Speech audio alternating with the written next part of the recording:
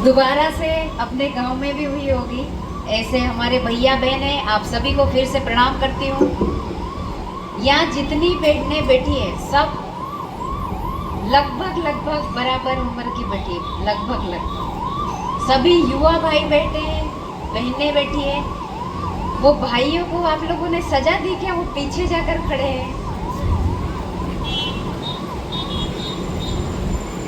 अच्छी बात है कि हमारे यहाँ महिलाओं को पहले माना जाता है, बहनों को पहले माना जाता है, तो भाइयों का भी कर्तव्य है कि वो आज कम जाके तो हमसे काम बोलेंगे कि आज कल फलाना काम करना है, आज ये करना है। लेकिन आपको इस विवाह के बंधन में बांधा है तो हमें बहुत सारी सावधानियां भी बरतनी चाहिए, बरतनी भी पड़ेगी, क्योंकि अब हम बड़े हो गए हैं।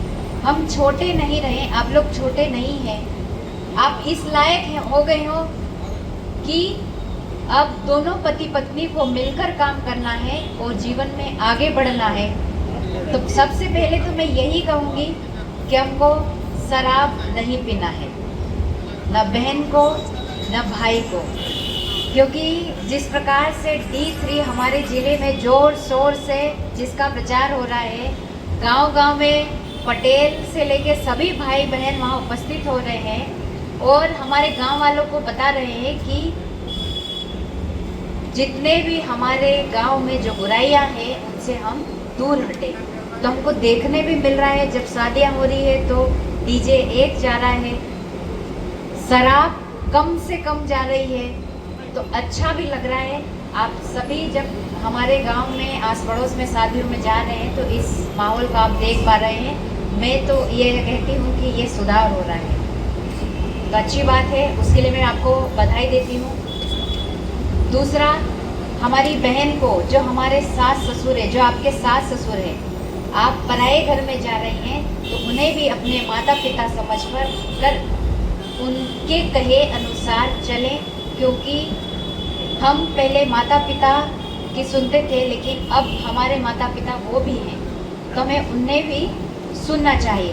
दूसरा, अगर आपको कोई धंधा शुरू करना है तो जो माननीय मुख्यमंत्री जी की योजनाएं हैं उसका लाभ लेना पड़ेगा, उसका पता लगाना पड़ेगा सचिव के माध्यम से, सरपंच के माध्यम से कि हमको ये धंधा शुरू करना है, ये दुकान शुरू करनी है या ये योजना चालू करना है। तो किस प्रकार से इसका आवेदन होगा, जनपद में होगा, जिला पंचायत में होगा, ऑनलाइन होगा, ऑफलाइन होगा, इस सब की जानकारी आपको होगी, तब जाके आप अपना धंधा शुरू कर पाएंगे। हमारी जो बहनें बैठी हैं, हमारे ज़िले में 8,000 9,000 से भी ऊपर स्वयं सहायता समूह हैं। आप भी उस स्वयं सहायता समूह में जुड़े, उस स्वयं सहायता समूह के माध्यम से, बैंक के माध्यम से आप सहायता लें और आप भी छोटा मोटा कुछ भी काम शुरू कर सकती हैं, क्योंकि आपको भी कुछ न कुछ काम करना पड़ेगा। ये मैं कहना चाहती हूँ, काम कोई भी छोटा नहीं होता, काम होता है, चाहे उसके लिए ज़्यादा मेहनत लगे या कम मेहनत लगे, ये आपके ऊपर निर्भर करेंगे।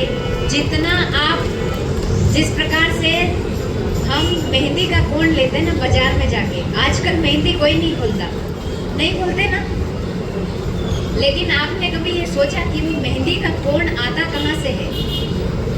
क्या हम हमारे गांव में मेहंदी घोल कर जिस प्रकार से वो घोलते हैं और प्लास्टिक की पन्नी में लपेट के कोण बना के हम हमारे गांव में जो भी शादियां हो रही है, जो भी आयोजन हो रहे, क्या हम एक दुकान लगा के उसको नहीं बेच सकते?